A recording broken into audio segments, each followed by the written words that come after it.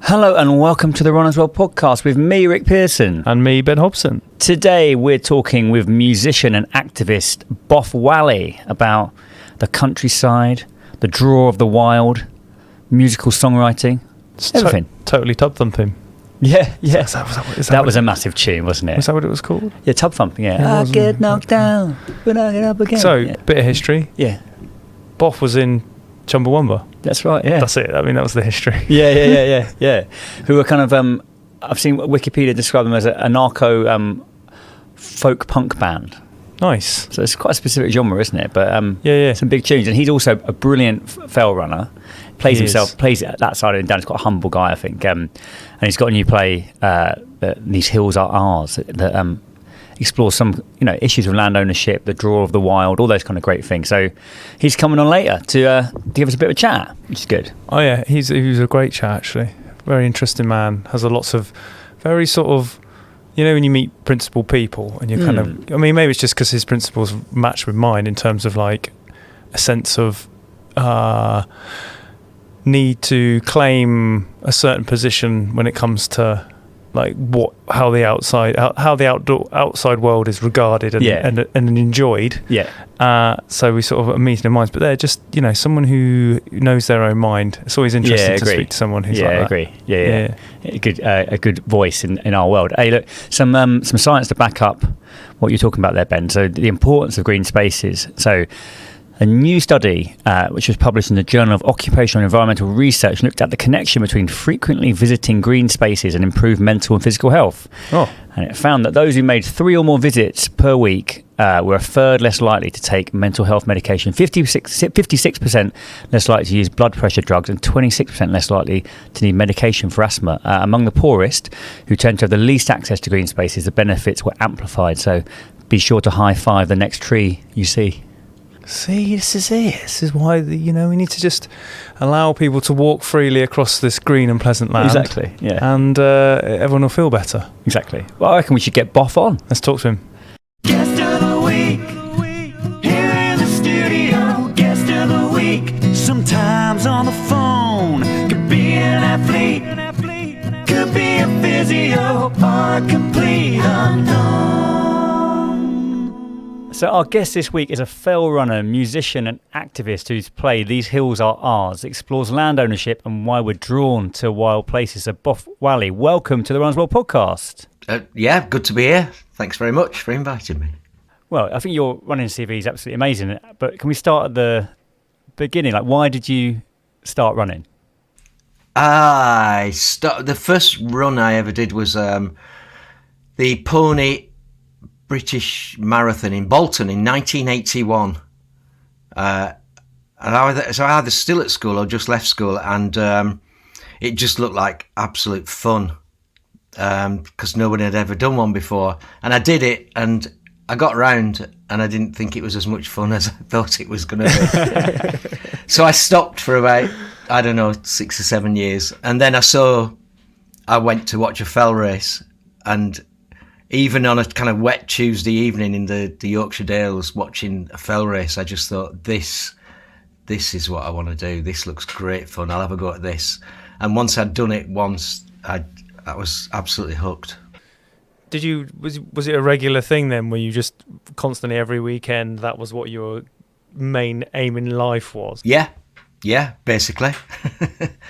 Because by then we'd kind of, the band had started kind of touring a lot, even like going, all around Europe and everything. But I was obsessed by fell running. So whenever we weren't touring, I was just literally every week, sometimes twice a week racing.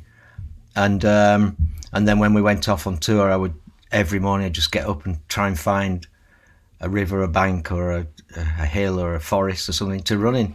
So yeah. Did you ever change the schedule of the tour, make sure that you visited some places that were very key to the train?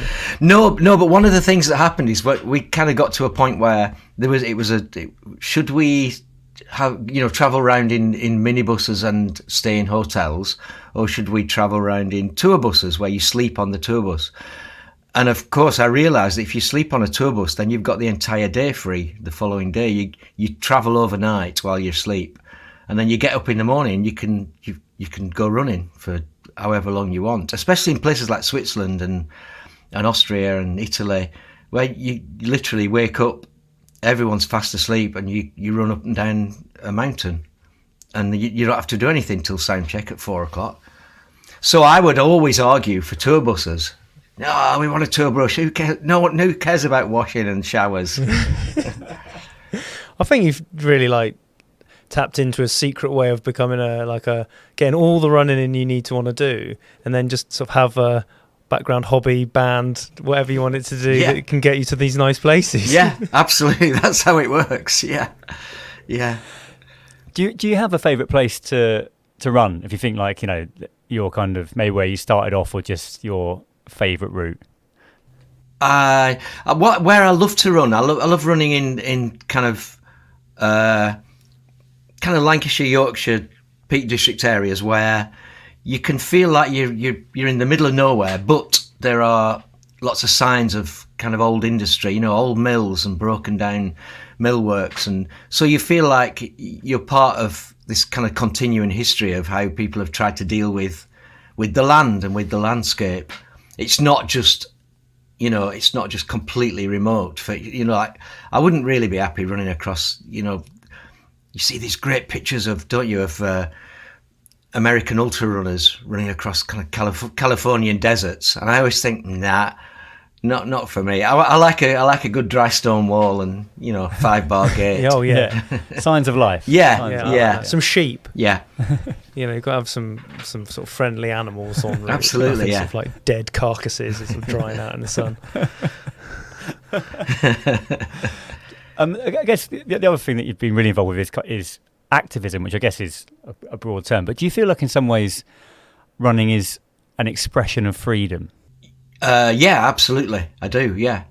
I also think it's an expression of going back to the kind of natural way that we used to deal with landscape, which was to travel across it on our feet. And I drive a car, obviously, but I'm aware that the world and this country is just filling up with cars and roadworks and pollution, and so anything that kind of signifies or symbolises the idea of escaping from that, it back into a world where there's this kind of some kind of purity and nature and physicality, where you kind of think, this is what life's about, having your feet rooted in the earth and not be dodging traffic and breathing in smog and all that sort of thing. I think there is something very enlightening about travelling an ancient road, like when you get out there on foot and you kind of realise that was a passageway for trade or some industry that's long gone, and it's like you run it and you suddenly realise that this was a network and it's sort of now overgrown and sort of regarded as redundant, but it's actually incredibly important. Yeah, there's a lovely place which just thinking about what you've just said, which is if you go on the M62, which crosses from Yorkshire to Lancashire, or vice versa, depending which way you're going, and it was called the motorway that will never close when they opened it, and of course it closes every single winter because the weather just kind of ridicules that statement. But when you're driving along it, and it's just busy all the time, it's full of roadworks and roadblocks all the time, but up on both sides of the motorway there are ridges, and those ridges were the paths that people used to walk to get from one place to another. And if you go up on the kind of south side, this long ridge, and it's got these occasional big blocks of stone, old carved stone with crosses carved into them, which were where they used to, all the villages around about, if someone died, they'd carry the coffin over these beautiful old Pennine trails, and they weren't allowed to put them on the floor because that was kind of, sacrilegious. So they had these stones which they were there every mile so that they could stop and rest the coffin on the stones for a while and then pick it up and start again. And that, being that close to history and seeing this is how people lived, and is fantastic. And you're driving along this motorway with, literally stuck in traffic and just thinking, I really wish I was up there. Perhaps not carrying a coffin, but... No, but still, taking it all in. Exactly that. Yeah. To get back to the sort of activism side of things, and we're talking about land and enjoying the land, and I know that you are definitely on the side of having a right to roam and exploring the land. How important do you see that, not just as a runner, but as like an inhabitant of the nation? Well, I think that when people first kind of had to fight for the right to roam and all the mass trespassers and all that sort of thing. So I found out about the 1932 Kinder mass trespass before I got into running, and I just found this story absolutely fascinating, that this group of sort of 400 or 500 people wanted to open up the Peak District, which was almost entirely closed. And all they wanted to do was go up there and, have a picnic. And they got beaten. They got beaten back by gamekeepers, and then met at the bottom by police. 5 of them were arrested, and went to jail for up to 6 months for essentially wanting to walk on England's, green and pleasant land. So then when I got into running, I was aware that all these places I was running in, somebody had to fight for them to be open. There are places like the Forest of Bowland, which is a huge area of land. When I was growing up in Lancashire, you couldn't go on it. It was reserved for hunting, for grouse hunting. And now it's open. It's not entirely open, but it's open. And so I think we all have to be really aware of what people have done to have, so that we can have the right to do that. And also we have to be aware that they're shutting it down as well. There are lots of ways that, obviously what's happening on Dartmoor. If they can take it back, then if we're just getting a bit lazy about it, then they will do. So it's such a everyday version of activism. I just want to go for a walk, so therefore I have to do something. I have to voice my opinion, especially with other people, to make sure that I can go for that walk or that run. Yeah, I think so too, especially when it's not even necessarily in a trespassing, which is important, but even just reclaiming bridleways and lost footpaths that you might find on an OS map, but run across the border of a farm, and the farmer's decided that he doesn't want that anymore. And it's those sorts of things. That's a really base level. Absolutely. I think that, yeah. And I think that any runner who does what I kind of just naturally did anyway, which is, if you're sticking to what is more or less the country code, if you're very careful, you're not starting fires, you're not leaving gates open, you're really aware of livestock and all that sort of thing, then I just think, yeah, go for it. Climb over that gate and go where you want. And obviously sometimes people try and stop you, but I just think, look, I'm not doing any damage. It's fine. And that, to me, that's activism. It's just everyday activism. This is the Runner's World podcast. I guess some of these issues are explored in your new play. Well, it's been out a while now, hasn't it? But I know you're back out on another run in October. Tell us about These Hills Are Ours, how it came up, and some of the messages that it's trying to communicate. Well, Dan By, who I do it with, he's been a theatre maker for ages. He got into running, lots of road running, and then eventually it got to a point where the little projects that we were doing about other things, just theatre projects in museums and theatres, we just spent a lot of time talking about running, and as runners do, boring each other to death. And we do have a lovely kind of separateness about, we have different views on things. Danny's obsessed by Strava, and I'm kind of the opposite, which is really funny, because we're kind of like Morecambe and Wise once we start talking about that sort of thing. But we eventually just said, why don't we do some kind of theatre thing that's about running, and that isn't just two blokes sitting on chairs talking about running or showing a PowerPoint slide. Let's think about running and what we can say about it that's entertaining, and let's have songs.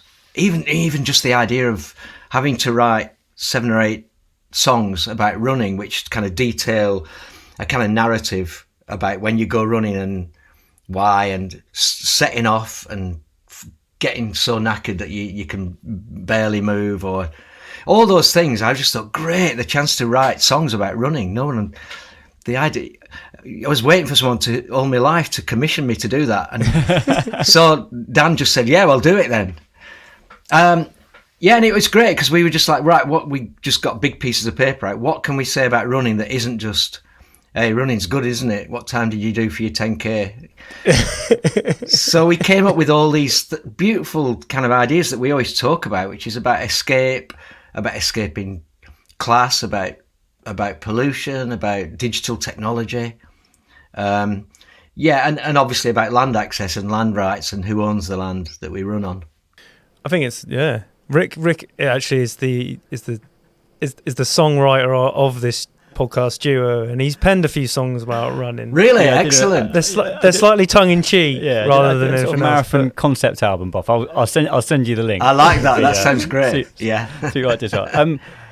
People can join you, right? This is like there's a kind of like immersive. It's very immersive, isn't it? I guess that's a sort of theatre word, but it's a very immersive play in that sense. Yeah, what we've done, because we've kind of done it a lot so far, and every show we say, in the middle of the show, we kind of stop and say, just to let you know that we're going to set off from this theatre tomorrow morning. It can, sometimes it's really early because we've got to get to the next show, but we'll say it like 7:30 or 8 o'clock, and we're going to go for a run. It'll be 8, 9, 10 miles. We're going to go along paths and canal banks and woods and stuff. We're going to try and avoid doing loads of road running, and we're going to get out of the town wherever we are to find the nearest kind of high place or trig point or a place where you feel like you've escaped the city or the town. And apart from one place, which was, where was it? Was it Plymouth? Apart from Plymouth, we were able to do that in everywhere.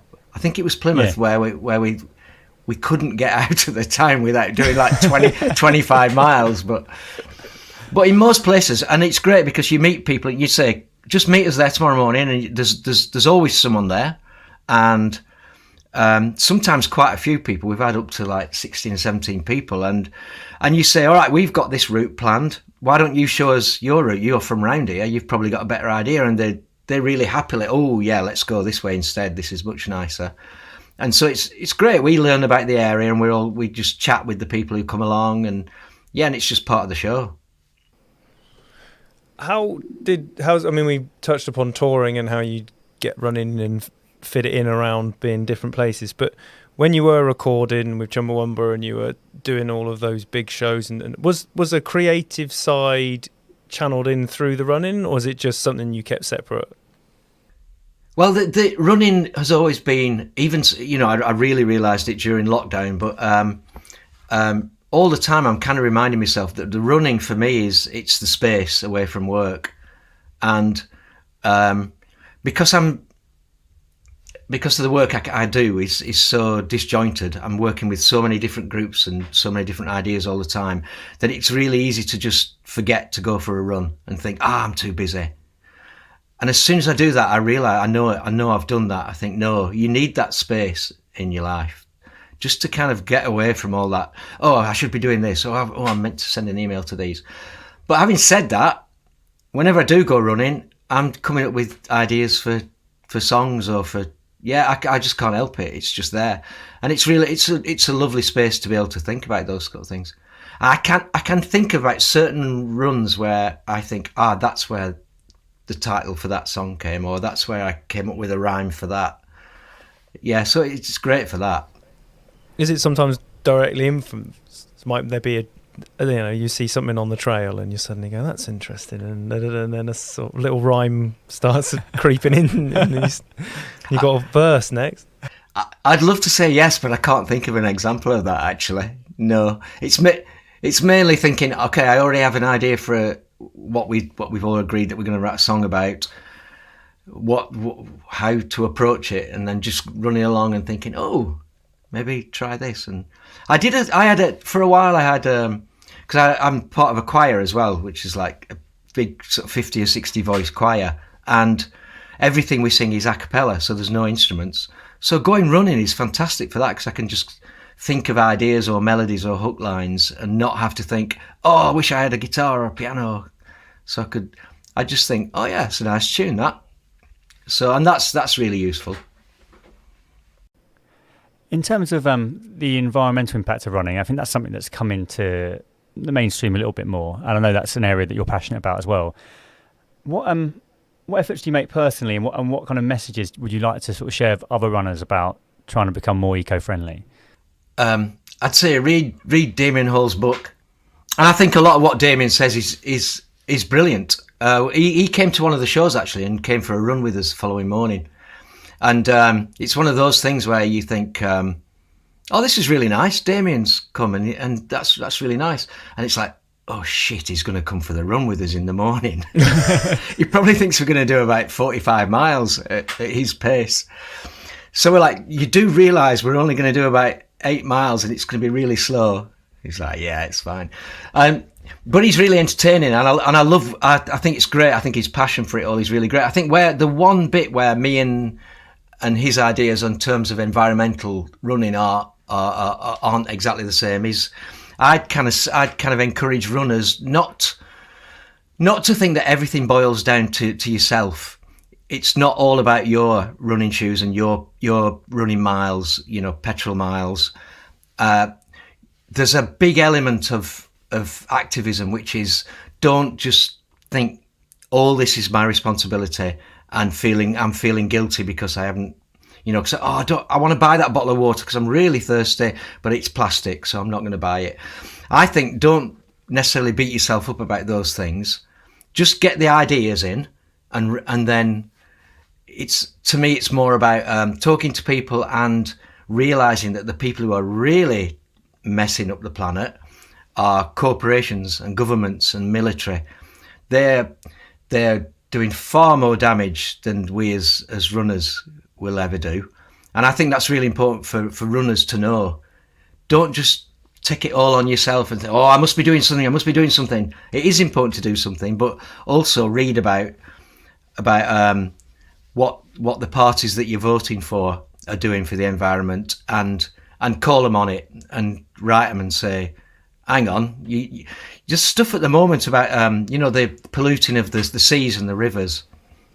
Yeah. It's a huge, with raw sewage. Yeah, and it's a huge issue, and it's one that we can't do anything about it as individuals. We can't say, well, I'm doing my bit. I'm wearing my running shoes for a bit longer.